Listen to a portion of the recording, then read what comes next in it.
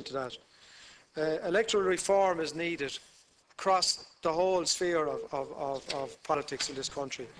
We will be dealing in the coming months, I understand, with local government reform, and that needs, whilst what's in the Putting People First document is a step towards local government reform, there's a lot more required, and I have said a lot about that in this House on the record to the Minister, and I will be saying a lot more about it.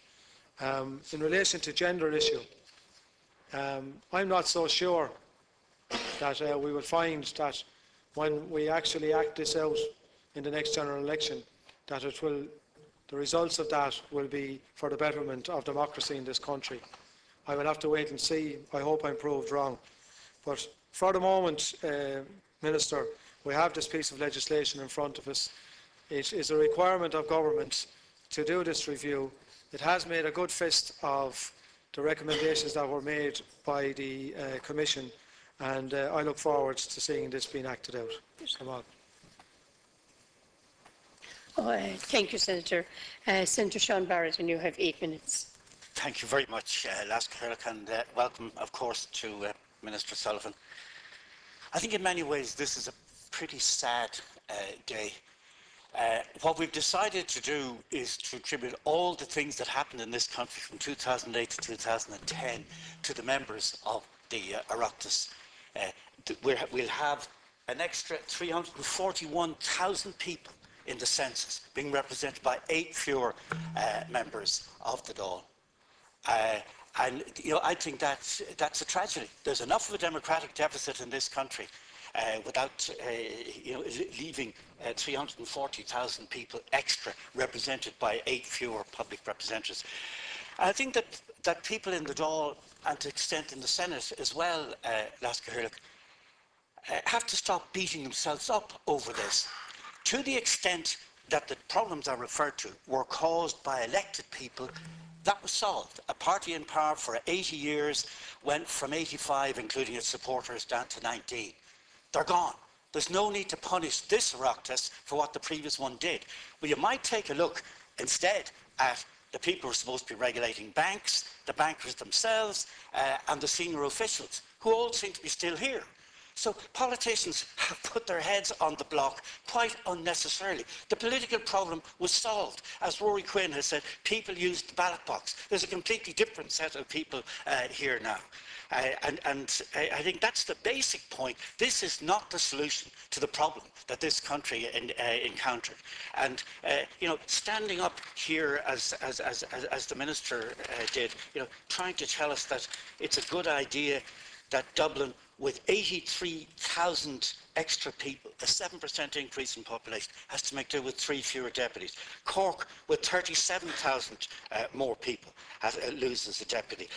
Tipperary, both the constituencies gained, and it loses a deputy. I think Tipperary gained a population increase of about 10,000.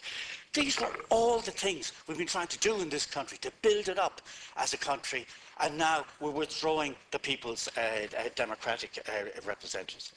If you look what's happened to the Ulster counties, Ulster performed, that we have control of, had an 8% increase in population. Cavan, 13.9% increase in population in that intercensual period. Donegal, 9.3, Monaghan, 8.0, and they're losing 25% of their deputies. It just doesn't seem to me to make the slightest sense to remove Dáil deputies from Monaghan, Cavan and Donegal, when it's been the best performing province with a 10.1% increase in population, as against 7.5 in Galway, 6 in Munster, 9 in Leinster, and 8.1 in the country as a whole. This is turning progress on its head, and it should not have happened. Mayo loses a seat. Mayo had an increase in population of 6,700 people. That's about 20% more than the population of one of its biggest towns, Westport, 5,543. So we're saying a population increase in Mayo of 20% more than one of its biggest towns, Westport, What's the reward? One fewer person from Mayo representing that county in here. The ratio of members, particularly for the Ulster constituency, so I think have come particularly badly out of this. Northern Ireland, for a population of 1.789 million, has 108 members. That's 16,500 population per member of the Northern Ireland Assembly. That is half what the Ulster counties in the Republic will be. They'll be about 32,600 when this is finished. Some of them can pretend they live in Leitrim or something to get some kind of qualification. But I mean, you know, you see opinion polls, Minister, that a majority of nationalists in Northern Ireland now support the Union. I can see why. They see what's going on in the counties of Ulster that we have responsibility for. And I don't know how, of the 8 reductions, 2 of them were allocated to Monaghan, Cavan and Donegal. It's hardly an item when the North-South Political Association gets together in Stormont on the 26th of April. So more people, and if you succeed in abolishing the Senate as well, which I believe the Labour Party is now a convert to, we'll have a massive increase in the number of people whom each member of the smaller remaining Oireachtas will have to serve. Democracy didn't cause the problem. Failure to control regulation. It must be a world record, Ministers, I'm sure to acknowledge that whatever number of bankers were in the Department of Finance and the Department of Taoiseach on that night walked out with 64 billion.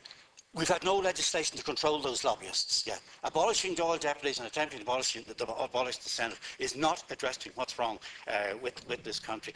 And I think it's time that politicians of all shapes and sizes and parties stood up for themselves. I think the reduction is about 5% in the Dáil. It'll be more if you see it in abolishing the Senate.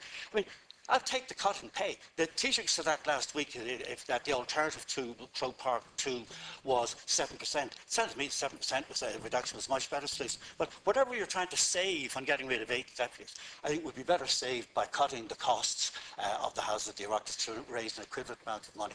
But I don't see how Democrats can come into a House and propose the reduction of numbers when the task facing this country, because of 2008, 2010, the task facing this Oireachtas is even more daunting than we had imagined. I think, you know, all the politicians in 2 houses should be combining to tackle those problems rather than this, the policy enshrined in this bill of reducing numbers and reducing them in a particular way which seems to be biased against the 3 Ulster counties. You know, and I'd have to say as an aside, it probably will mean that the minority seat that there's always been in Cavan Ulster will be in Cavan Monaghan will probably be abolished. I can't see what that contributes to anything. We're trying to promote ourselves as a democracy, and we ought to be a bit more careful about the seats that we're abolishing in areas where the population is increasing. And I think the whole thing is a pity. It's a misguided way to tackle the problems of this country, and leaving banks, senior civil servants, bank regulators and lobbyists virtually untouched and beating up on senators and deputies is really not the way to proceed. Thank you, Senator. Senator Bradford, you have 5 minutes. I welcome the Minister and I welcome the opportunity to say a few words on this piece of legislation. I suppose I would say it's legislation that doesn't particularly excite me, but then again the Minister's hands are tied in the sense that he has to respond to the census results and he is constrained as to how many seats can be provided within the population structure. I listened with interest to what Senator Barrett said, and I suppose he did put me thinking, and I think we need a much more lengthy and substantial debate on politics and political reform than we're getting here. And maybe that's, Minister, part of the problem. What we call political reform in this country is usually some daft idea thought up, you know, in the midst of a political crisis and written down on the back of an envelope. And I think I'll have yes, I look forward to having a lot more to say in that regard and in that particular vein over the next number of months. So what we need is better politics. I mean, you can have this debate about bigger politics or smaller politics and what does the public want. What the public wants, and I think what Ireland needs, is good politics, is better politics, and good and better reform politics, you know, isn't something which comes about as a result of a simplistic slogan. And what we need in this House and in the other House is a deep, substantive debate about reforming our political system. And certainly the Dáil and our constituencies need reform, and the Seanad needs reform, and local government needs reform. And I mean, the reform we need in local government is not simply whether a council electoral area returns 5 members or 10 members. It's about the powers of local government and the devolution of powers from national to local. And that's what political reform is all about, not simplistic sloganeering. Now, in relation to the other house, which I suppose is what we're debating here, the size and the scope and the scale of the constituencies, a further and fuller debate is obviously required. Now, I appreciate that the Minister's hands are tied because of the constitutional provisions as to what a constituency should elect or should not elect. But I think we have to look at alternative electoral systems. I think we have to look at the concept of single-seat constituencies, and before my friends get too excited, single-seat constituencies elected alongside a list system provides, of course, an absolutely perfect and fair and balanced proportionality in Dáil Éireann, because whichever party gets 15% or 14% or 10% of the vote ends up with that number of seats. So there are many ways, I think, of ensuring full and proper representation without our current constituency multi-seat scenario.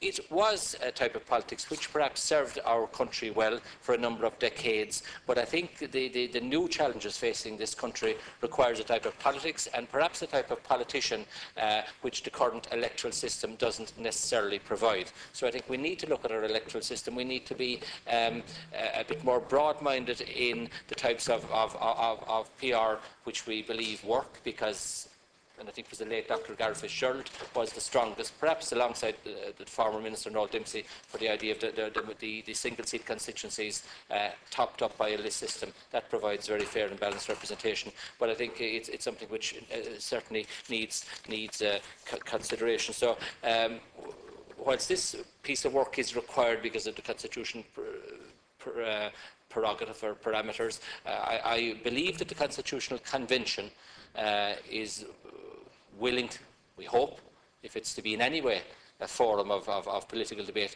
to look at the electoral system, and hopefully it might come forward with new ideas, and that during the course of the current government's term of office we could talk about political reform in its broadest fashion. Obviously, not just tomorrow night, but over the course of the next number of months, we'll be talking about the reform, the abolition, or the whatever you are having yourself of Seanad Éireann. And again, I hope that it will be a substantive and not a sloganeering type of debate. The cost of politics, gets a lot of mention, and the reduction in TDs from 166 to 158, I suppose, saves a certain amount of money. But when you compare the cost of an elected TD or an elected councillor or an elected senator against the cost of an absolutely unelected, answerable to no one advisor, some of whom are earning at least twice and touching on 3 times the salary of an elected member of Seanad Éireann, earning perhaps 10 times the salary of an elected councillor. I think that's something which we could reflect upon. In the British House of Commons, I think they have one very useful political space, Senator, now. and I'll conclude at this, where governments have parliamentary private secretaries who work with the minister and the junior minister, backbench MPs who are the sort of the first link in the chain between MPs and government. And I think something like that could be a useful matter for consideration. So I leave my comments at that, Cathaoirleach. Look, I think we certainly need a substantive debate on politics. We have to acknowledge and recognise that what the Minister is doing here today is simply what has to be done. He has very little discretion in the matter, but I mean, the Constitutional Convention, the government itself and both houses should commence a mature debate on politics, because politics is not just about voting at election time. And sorry for going on, but I hope it's a subject which invites passion in all of us, Cathaoirleach. So politics is about every decision made every day of the week affecting every citizen who walks the streets of our towns and cities and townlands. It is of primary importance, and it certainly is worthy of a more substantive debate than a few hours every 4 years. Thank you, Senator. Senator Wilson, you have 5 minutes. Thank you, Cathaoirleach, and I welcome Minister O'Sullivan to the House. I'm sorry that Minister Hogan couldn't wait to hear all of the contributions here this afternoon, in particular the contributions from Senator Barrett and Senator Bradford, whom I'd have to endorse almost 100% of what each of them have said in relation to electoral reform and in relation to what has happened to the three border counties in this carve-up by the Electoral Amendment Bill 2012. Political reform is not about window dressing. Clearly that's what Minister Hogan and the government is about, window dressing. Fine Gael clearly stated in their manifesto, which they put before the electorate, before the last election, that they will reduce the number of TDs by 20. Now, I'm totally opposed to that. I would keep the number of TDs as is. But Fine Gael promised the electorate that they would reduce the number of TDs by 20. They're reducing them by 8. Why? Minister Hogan, in a previous debate in this House, stated the reason for that is because we'd need constitutional change. Did he not realise that before he made the promise? Of course he did. The reason the promise was made is the government, Fine Gael part of the government, never intended to carry it out. And I'm disappointed, as Senator Barrett said in his contribution here this afternoon, that Labour now have caved in to Enda Kenny's spontaneous decision to abolish Seanad Éireann because he was dipping behind Labour in the opinion polls coming up to the Fine Gael presidential dinner in the Burlington Hotel. That's where that idea came out of. There's no logical reason to back it up. Reform of this House, yes, by all means. And let's be very clear about it. And we'll have an opportunity tomorrow to discuss it. But let's be very clear about it. The reason there never was a totally functioning Seanad in this country since its foundation is that no government wanted a functioning Seanad, including my own, who were in power for the vast majority of that time. That's the reality of the situation. So let's be honest here. And as Senator Bradford says, let's have a logical and reasoned debate about it. In relation to the terms of reference set out that the Constituency Commission should, in observing the relevant provisions of the Constitution on Dáil constituencies, have in regard to the following: the total number of members of the Dáil and the need to avoid, as far as practicable, the breach of county boundaries. The breach of county boundaries. The Constituency Commission has not adhered to the need to avoid breaching county boundaries. In fact, under this bill, Minister, 22 out of the 40 constituency boundaries will be breached. So much for the terms of reference. The Minister, in his contribution, said it wasn't possible to carry out the reforms of the boundaries without breaching county boundaries. But I argue, I beg to differ. I think it was possible to do that. It all depends on where you set out from. Is it a coincidence that we in the border counties, as Senator Barrett pointed out, are losing 2 TDs, while the east of our country is gaining representation? Is that an accident? The same is happening in the alleged putting people first document. The very same is happening in the alleged putting people first document. The concentration of local elected representatives will be on the east coast of this country, and that is not acceptable.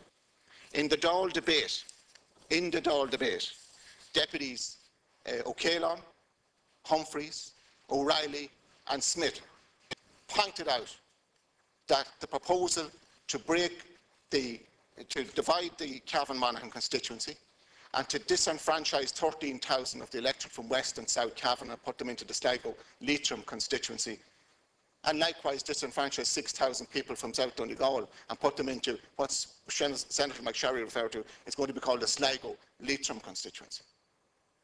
So they don't belong anywhere, these people. They don't belong anywhere. And whoever is elected, and fortunate enough to elected to represent the people, the 13,000 from West and South Cavan and the 6,000 from South Donegal in the next Dáil, whoever is lucky enough to be elected there will have to deal with 4 different local authorities. and I don't know how many HSE committees. That's the reality of the representation that these people are going to get in this so-called reform. It's not acceptable, Minister. It's not acceptable. And I would ask you to take that message back to your Minister. As Senator Bradford and Senator Barrett, I'll finish now, I'll ask her. Senator Barrett said the population of Cavan increased by 14%. What do we get as a result of that from this Minister and from this government? We lose a seat and our county is divided. That's what we get. Thank you, Senator. Senator Comiskey, you have 5 minutes. And I would like to welcome Minister O'Sullivan to the House this evening, and I want to thank Minister Hogan and his department who have worked on bringing this bill forward, and I suppose on those in his office who has worked on the bill and worked with the Constituency Commission. As I am a representative from Leitrim, I welcome the publication of the report and I suppose the reform of the European and parliamentary constituencies. This bill will give effect to the changes, and the county of Leitrim is to again become a singular electoral division, and that has to be welcomed, very much welcomed. There has been, unfortunately, has not been an elected representative from Leitrim since 1997 until last year. The electoral division of Leitrim created uncertainty and leads to local confusion and misunderstanding when it comes to Oireachtas representation, and I suppose where people should go to access information regarding supports and services, and indeed to access their local representative.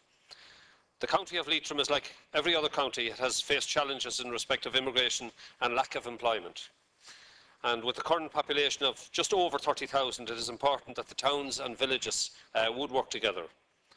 The division of a county with such a small population created a disadvantage for the whole people of Leitrim. And without a solid base to elect a local Oireachtas representative or member, to advocate a strong voice for them, and the ability to address the concerns of those people was made more difficult. I am, however, mindful in saying that the amendment to the electoral boundaries of Sligo North Leitrim will move parts of West Cavan and South Donegal into the constituency, into one constituency with Sligo and Leitrim, and create the largest constituency geographically in the country. I am aware through the efforts, though efforts are already being made by public representatives to meet with community groups in both Cavan and Donegal and advising them of the upcoming boundary changes. Indeed, I agree that the constituency name should include Donegal and Cavan. I think it's unfair that Donegal and Cavan is left out, and we must look at that and look at the name being included. And indeed, I welcome the people from Donegal and Cavan into part of the Sligo Leitrim and Donegal and Cavan constituency now. I believe that the demographics of West Cavan and South Donegal are similar to that of Sligo and Leitrim, and I am positive that the constituency will work well as a whole. Of course, I also understand the feelings of Donegal people and Cavan people. They are being divided now, and we know exactly where they are coming from and how they feel, because, as I have already said, we have been divided since 2002. And you know, that's a problem for them. But as I say, I welcome them, and I would like that the name of Donegal and Cavan be included in the new constituency. Thanks very much. Senator Quinn, you have 5 minutes. Thank you very much indeed. I welcome this bill for its rather limited effect in reducing the number of TDs. Minister, my apologies, I didn't welcome you as well. Thank you. It's reducing the number of TDs, and that's something I've long called for. And it seems to me that we really need a much greater reduction in the number of TDs in order to make them work. That's why is the taxpayer paying for backbenchers who say very little or sometimes nothing during the year and are told that the way they have to vote by their own party. We have to get TDs to work as legislators rather than purely as representatives of their local community, and to provide them with the local community with goodies. If we're asking citizens to take cuts, we should be looking at making significant cuts in this building here, well, in Leinster House as a whole, in the double building that we have here. In terms of reforming the system, Where's the government at in regards to the provisions of the programme for government, such as the meeting of the Dáil on a 9 to 5 basis from Monday to Friday, or even Monday to Thursday? Now, that's a very significant issue, as according to the Public Accounts Committee, this could save the public exchequer a considerable sum in overtime payments to staff. Could it also make our system less focused on the local and more on the national interest, as politicians would spend less in their constituencies, less time in their constituencies? Would it also encourage more women politicians, which is a very apparent deficiency in our present system? There's been talk of quotas for women, but surely this is the wrong way. We have to encourage women to run for office, and the normalisation of ours could encourage them to run. Perhaps by moving to a 9 to 5 day, citizens would be able to better identify with their representatives, which is always a good thing. Indeed, the Labour Party argued for a 50% increase in sitting days for the Oireachtas. Can some member of the government update me on where that proposal is? Or could it be included in this bill in order to show that we are really ramping up the work to deal with the crisis? I believe we need a new system whereby the Dáil is even more accommodating in its attitude to allow individual TDs and senators to bring forward bills. The Taoiseach to say that if a legislative proposal had merit, the government has to be open and accommodating to it, even if it originates from an opposition TD. Well, the Construction Contracts Bill has been the exception rather than the rule in this regard. Unfortunately, private members' bills usually are shot down or merely used as grandstanding, and this part of the system is therefore very dysfunctional and goes against the real need for politicians to act as legislators. Our system of parliamentary questions in the Dáil is a charade, and I think it's totally outdated.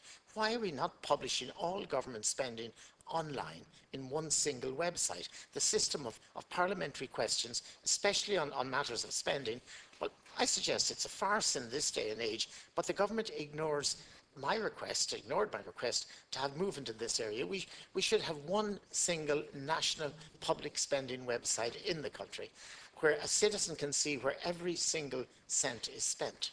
Now, this information is all over the place at the moment, and TDs waste their time reading out and receiving answers to questions that have already been sent to them. It must be a bit embarrassing as an adult to go through that particular charade. We need to cut the links between government and the Dáil to ensure that the Dáil can properly put checks and balances on the Dáil itself. For instance, UCD's Dr. Niamh Hardiman writes, and I thought it was an interesting quote she had, the real problem is in the way the Irish committee system works then is tied up with the role of government parties in deciding the allocation of chairs and the practice of party discipline within committees. Parties are nowhere mentioned in the Irish Constitution, but they are central to the culture and practice of politics in the Oireachtas. That's where reform efforts need to be concentrated. That was Dr. Niamh Hardiman. You have 1 minute. 1 minute, right, thank you. Now, I think that's an area ripe for reform.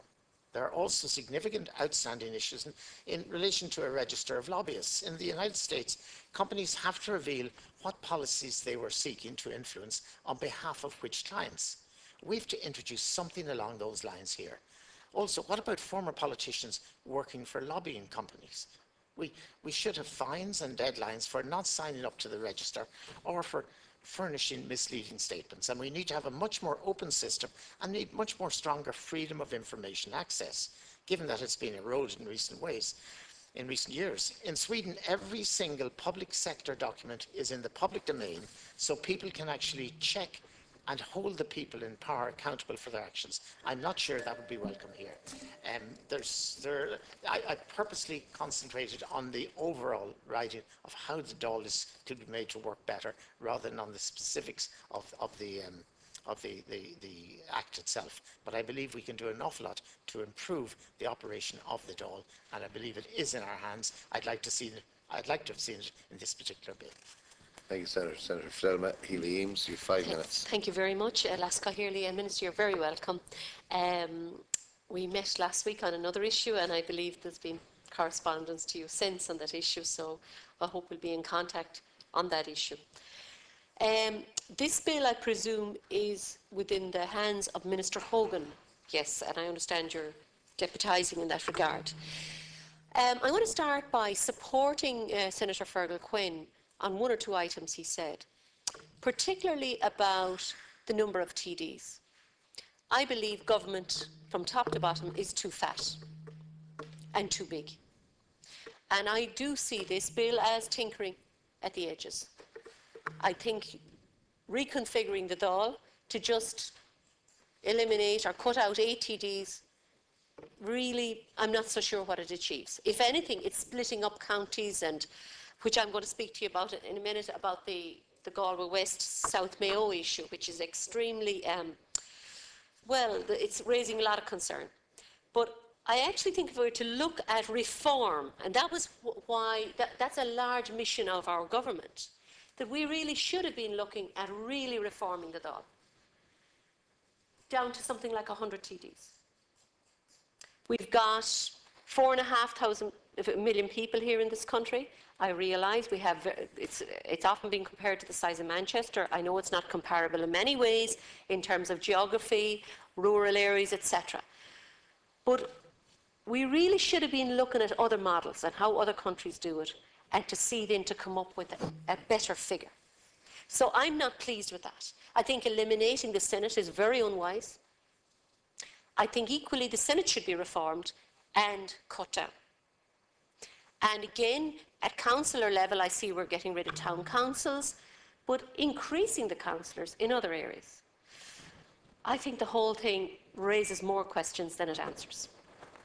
I think the issue of lobbying is a very good one too, raised by Senator Fergal Quinn, and I do think there should be a holiday period between the time when you leave politics and become actively involved with another organisation to eliminate any conflict of interest there. I want to raise, especially with Minister, the issue of renaming the Galway West constituency, and I'm asking for this request formally on the record, to Galway West South Mayo.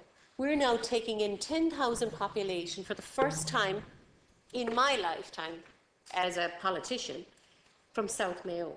That includes people from Ballinrobe, the Cong, Neil, Cross, Kilmaine, and others.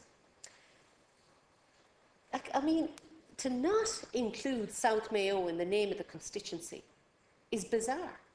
Why would we not give people from that area an identity? And my question to you, Minister, and I don't know if you can answer this, but what is the rationale for not including South Mayo in the new constituency? What is the reason for that? What have we got to lose by doing it? We have a precedent for doing it previously with the likes of Roscommon and Leitrim and West Limerick and Kerry. Why not do it here? I mean, you've got a very, very upset group of people. It's bad enough to be moved in with Galway West, but to not even have their names acknowledged, the area acknowledged, and they're not fighting the fact. Thank you. Thank you for your time. Minister Denny McGinley, you're very welcome.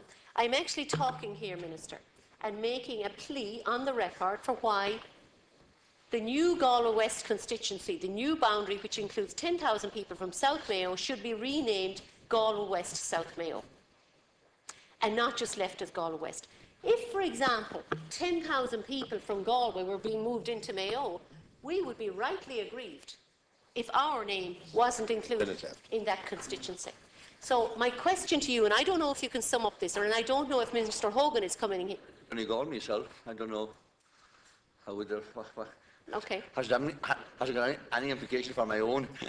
You can answer that. But what I'm going to say here is, I want to know if you can answer what is the rationale for not changing the name to Galway West South Mayo, so that the people of Mayo feel included, feel respected, and feel wanted. Sin mo ceist, tá sé ansimple ach chum I gcéirí fragments. Okay? And, you know, I'll ask Cahill, in the event that the Deputy Minister here on this occasion hasn't got the answer, that Minister Hogan would supply a written answer to this question. Thank you very much. Senator Cullinan, you have 5 minutes. Lasco Hirley, no disrespect to the Minister who is present in the chamber, and you're welcome. I think it is a bit disrespectful that we have a conveyor belt of ministers in a debate like this, and a switch over of ministers when somebody is on their feet in the chamber as well. I just wanted to say that in the context of having a debate on electoral reform. One of the senators who was not present in the House and who spoke talked about simplistic slogans.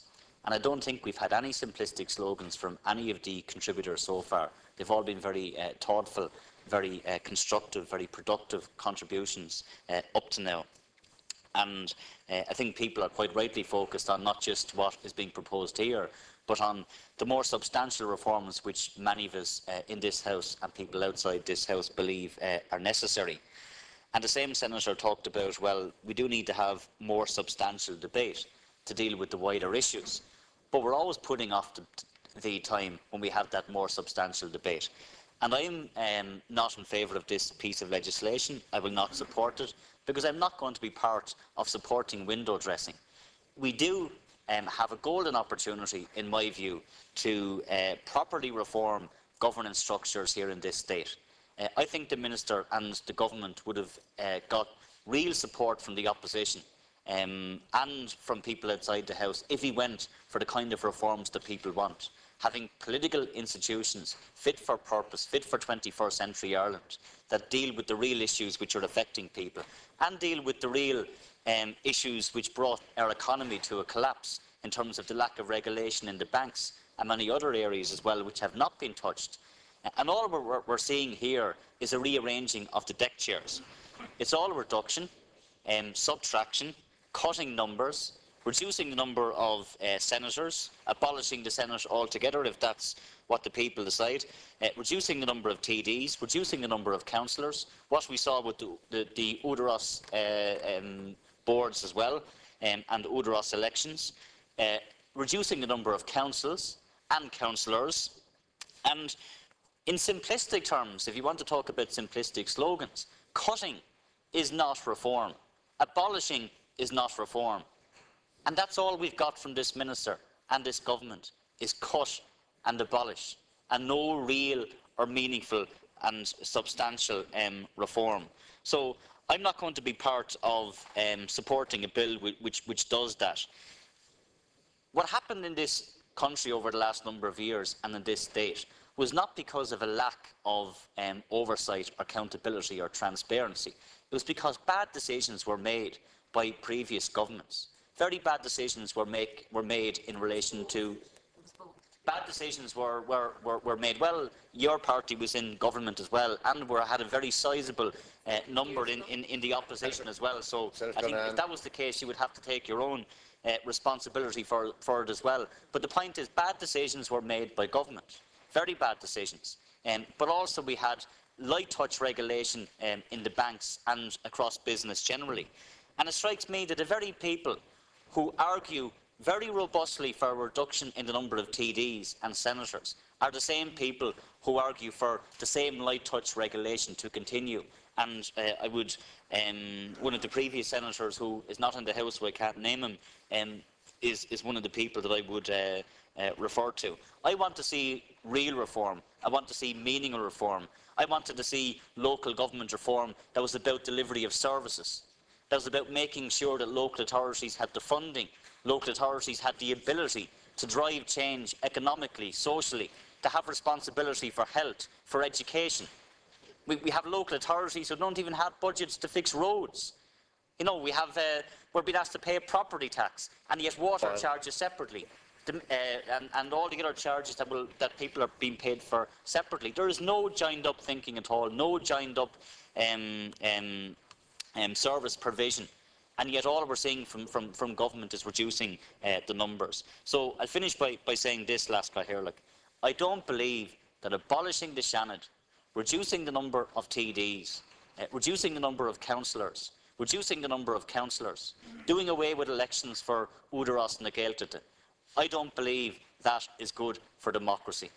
And I think that in time, if this goes ahead and we have no Senate, we have less TDs, less councillors and councils, we reduce the levels of oversight and accountability and transparency in the political system, we will pay a heavy price for it.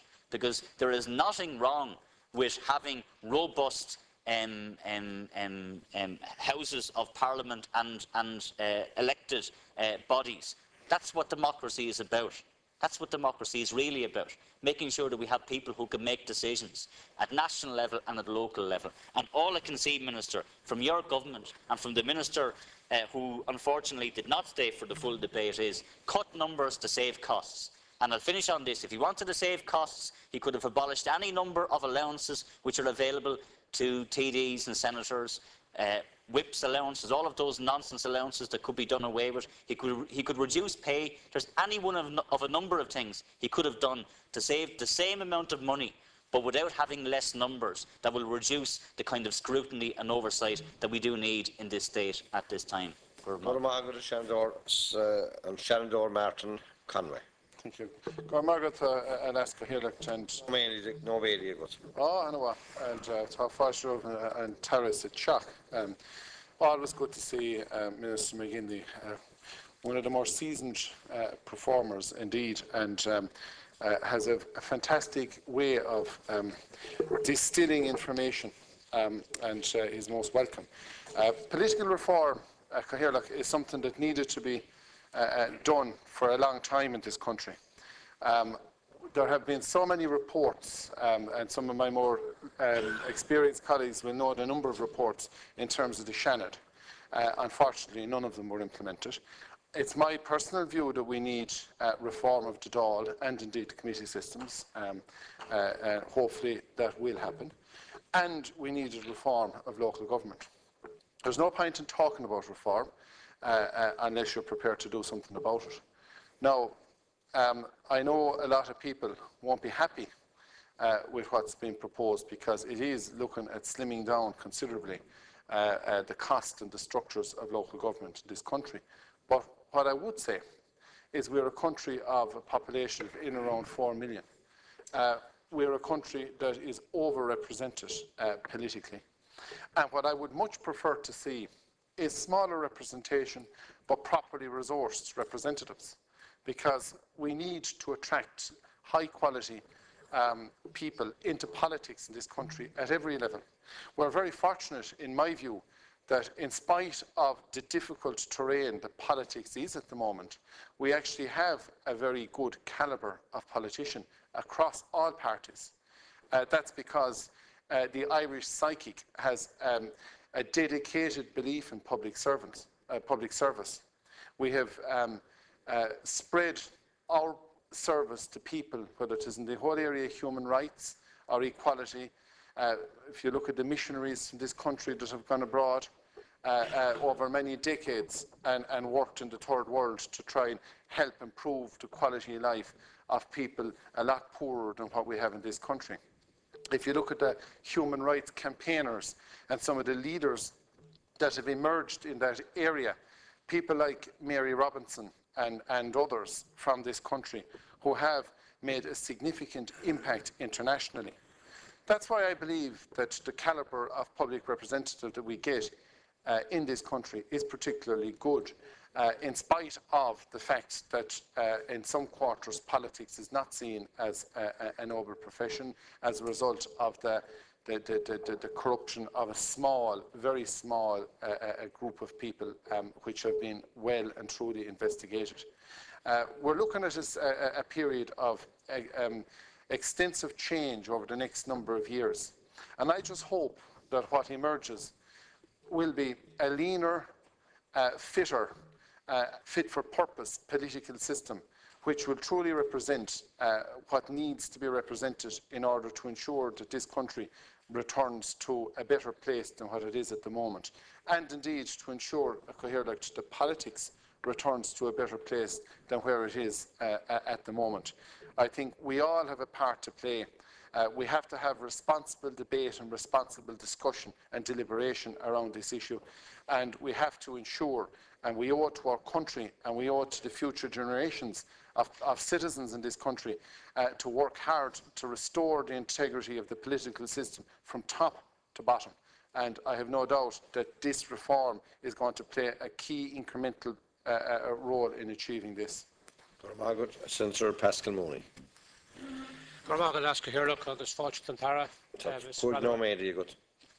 It's rather ironic that Minister McGinley should be here, considering that one of the aspects of the contribution to date has been about the carving up of his own county of Donegal.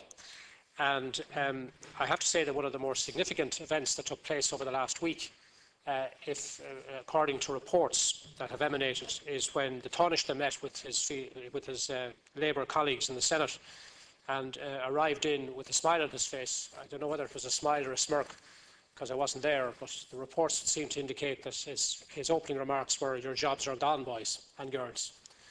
Now, I have a feeling that there is a spin going on within government that is perpetrated on the general public, that somehow that this government is about reform.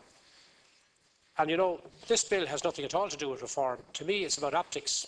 And I think that Senator Barrett has articulated that view very, very well, much better than any of us could do when he went into the analysis of it.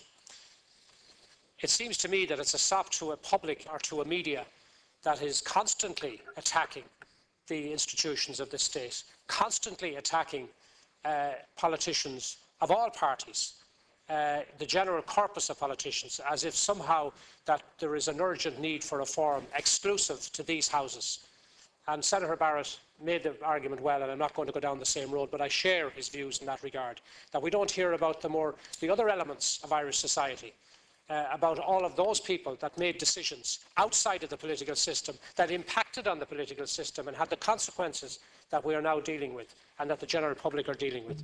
So in the context of reform, it's rather surprising. Usually when a minister comes before the House, it gives them an opportunity, irrespective of what the piece of legislation is, to trumpet their own particular brief or to put forward the positive nature of government policies. Strangely enough, it's rather absent in this. This is a very dry, analytical, coldly analytical speech, which sticks very closely to the bill without going into any of the other elements of political reform. And I have long supported the view, and I heard Senator Bradford saying it earlier, that there is a need for urgent reform of the political system in this country. And I think that one of the basic problems and flaws in our system is the current system of multi-seat constituencies, which puts enormous pressure on TDs of all parties, and particularly where the government party would have the majority of seats in a constituency. Usually the competition isn't between the government deputies and the opposition deputies. The competition is between the government deputies themselves. Who's going to get the letter out first? Who's going to get the word out first? And who's going to be the person that's going to be seen to be championing that particular issue in a constituency, rather than any concerns about party political affiliations. So therefore, if you had a single-seat constituency system in this country, you would eliminate that almost overnight. You would get away with the sort of clientist politics that's constantly been talked about. Now, this doesn't mean to suggest in any way that I'm not defending the right of TDs and senators and councillors to represent the people that elected them. And I can never, ever understand the logic of the argument that's put forward by those who criticise the political system of what they refer to rather patronisingly as parish pump politics. For goodness sake, Lascahirla, what is the purpose of somebody going before an electorate, of putting forward their views that they want to try and improve the lot of the people that they represent, the people responding by electing them to a local or to a national legislature, and then somehow they are going to be spancelled in that they're not going to be able to fight for the issues that they were first elected for. I fail to understand that particular logic, and it's time that politicians took on, particularly those elements of the media who, in my opinion, have no understanding of how the political system works. And that can be reflected in many of the comments that are made, particularly on radio and television. How many times have all of us listened to so-called experts, the political commentariat, making the most dreadful basic mistakes in terms of how they describe the workings of this House and the other House. So I want to finally just make this point.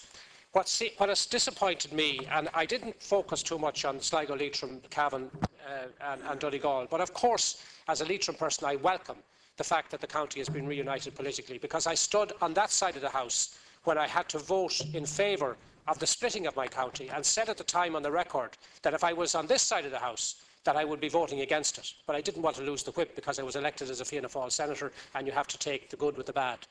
But having said that, I really feel for the people of West Cavan and South West Donegal.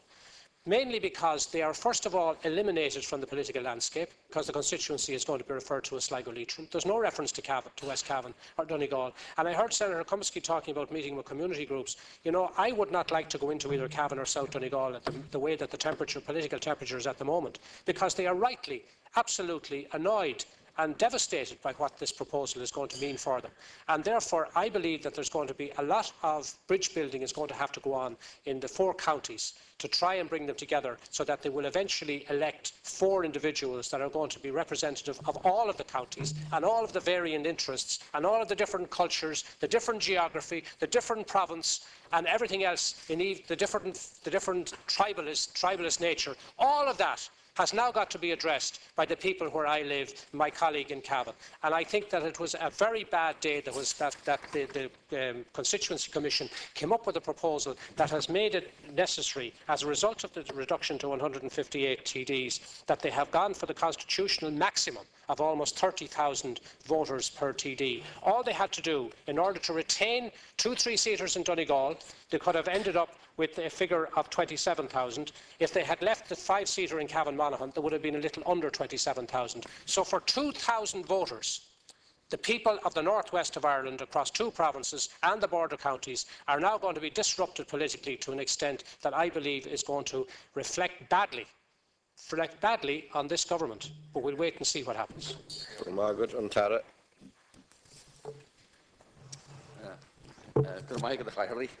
Agus dúis bhhaine me buíochas a chuirt an na Seanadarí a lór an ábhar seo le líon tróna inniu agus buíochas a chuirt dóibh is an méidir bhí rácu. I wish to thank the senators who have made contributions this afternoon to the second stage debate on the electoral amendment Dáil constituency bill.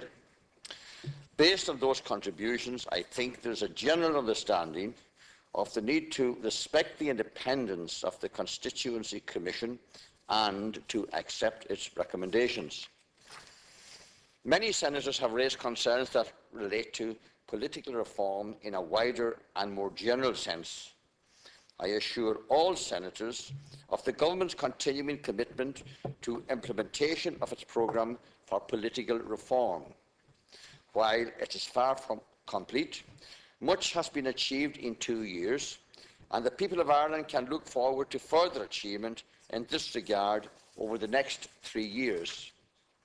As the Minister stated in his opening speech, in bringing forward this bill, the Government is continuing a long-established practice of implementing the recommendations of independent constituency commissions in full.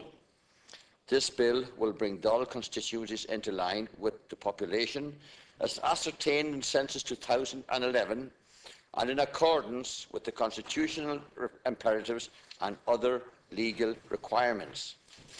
All of us can recognise that it might have been possible for the Commission to suggest solutions other than those recommended in the report, and it is appreciated fully that concerns that arise from such recommendations. However, were senators legislating for the maximum number of deputies permissible under the Constitution, which would be 229 Teachtaí Dála, there undoubtedly still would be some who would be not satisfied with some element or other of Dáil constituency arrangements. Less senators are worried on that point. I assure them the government is not going in that direction. Some senators drew attention to particular Dáil constituencies and made their pitches for their areas of interest, particularly those in which there will be constituency changes. However, as stated previously, these are the swings and roundabouts of constituency division in the context of an independent commission. I again thank the Caithfear and Seanad for their input into this debate. There will be further consideration at committee stage of the specific elements of this bill, including constituency names, if deputies wish to raise them at the next stage. Margaret, thank you. Questions of the bill be already a second time. Is that agreed? I'm putting the question of the bill be read. Those in favour say tá. Those against say Neil. I think the question is carried. When is it proposed to take committee stage, acting leader? Next week. Next Tuesday. Next Tuesday. Committee stage is proposed for Tuesday of next week. We're now next dealing with the adjournment, so maybe we'll hold on to see if the ministers are available. If not, we might have to. The House stands adjourned till Tuesday or till tomorrow. 10:30 a.m. So, as acting leader, you're suggesting the House stands adjourned till tomorrow morning, 10:30 a.m. Is that agreed? Agreed. Okay.